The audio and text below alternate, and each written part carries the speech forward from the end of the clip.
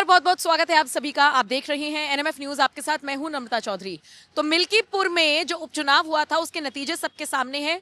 BJP जीत गई है। योगी आदित्यनाथ की इज्जत, उनकी साख, सब कुछ जो दांव पर लगी हुई थी वो मिल्कीपुर की जनता ने, ये समझ लीजिए, उन्हें उपहार दे दिया है कि हम आपके साथ हैं।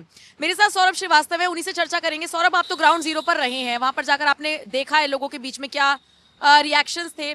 लोग ये कहते हुए नजर आए थे कि हम अयोध्या वाली यानी फैजाबाद वाली गलती नहीं दोहराएंगे। वही हुआ है?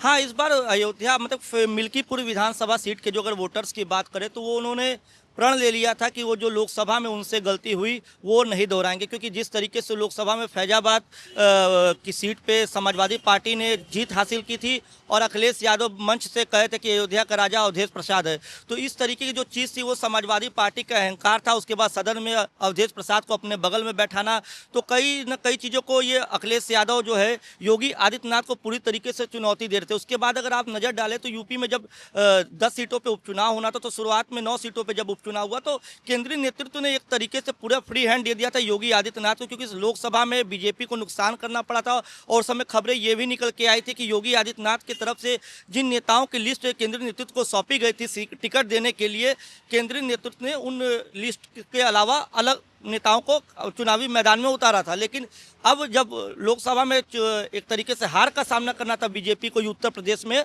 तो उपचुनाव में भारतीय जनता पार्टी का केंद्रीय नेतृत्व ने पूरे तरीके से योगी आदित्यनाथ को फ्री हैंड छोड़ा।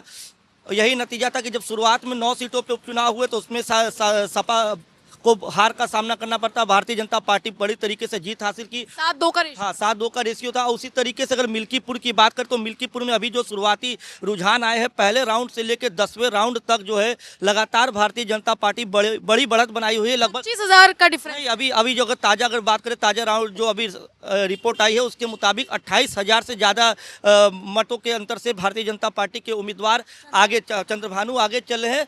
और इस चुनाव में ये जो चुनाव था मिल्कीपुर का, भले ही उत्तर प्रदेश में एक विधानसभा सीट पे उपचुनाव था, लेकिन ये समाजवादी पार्टी के लिए भी साख का विषय था। और योगी आदित्यनाथ की भी पूरी प्रतिष्ठा एक तरीके से दांव पे लगी हुई थी कि उन्हें इस बात को साबित करना है कि योगी आदित्यनाथ का जलवा, योगी आदित्यनाथ का जादू हिंदू वोटर और ख़ास तौर से अयोध्या के अंदर उनका कितना खासा प्रभाव है। लेकिन देखा जाए तो ये माना गया था कि अवधेश प्रसाद अगर अपने बेटे को उतारेंगे तो वही दबदबा दिखाई देगा जो उनके टाइम पर दिखाई दिया था। लेकिन दूसरी तरफ बीजेपी ने भी वही दांव चल दिया। मतलब ये जो जातीय समीकरण इस बार बीजेपी ने दांव खेला है वो काम का हो गया। वो काम का हुआ। उसके बाद समाजवादी पार्टी को सबसे ज़्यादा यादवों ने भी ठुकराया है, क्योंकि देखिए मित्रसेन यादव जो पूर्व मंत्री रह चुके हैं, उनका उस क्षेत्र में अच्छा खासा दबदबा है, एक उनका वोट बैंक है।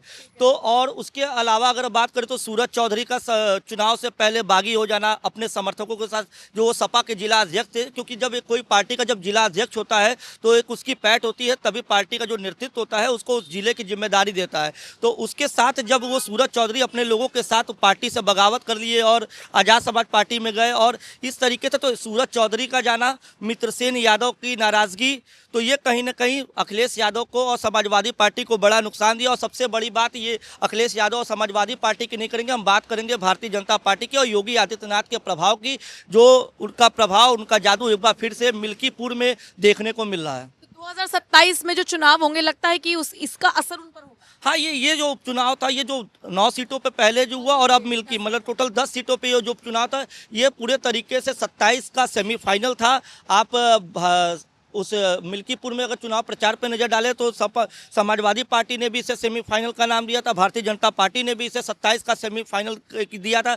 तो ये कह सकते हैं कि सेमीफाइनल मुकाबले में भारतीय जनता पार्टी जीत चुकी है। योगी आदित्यनाथ का जादू पूरी तरीके से अभी भी बरकरार है। तो आने वाला जो 27 का चुनाव होगा एक बार फिर से योगी आदित्यनाथ के नेतृत्व में होगा। और योगी आदित्यनाथ को अगर केंद्रीय आला कमान किनारे करता है या उनके बातों को नहीं मानता है तो भारतीय जनता पार्टी को उसका नुकसान का सामना करना पड़ सकता है। बिल्कुल, तो देखना होगा कि 2027 में फ्री हैंड छोड़ेंगे योगी आदित्यनाथ को या नहीं। बहरहाल इस खबर को लेकर आप क्या राय रखते हैं कमेंट सेक्शन में जरूर बताइएगा। थैंक यू सौरभ, ये जानकारी दर्शकों तक पहुंचाने के लिए। नमस्कार।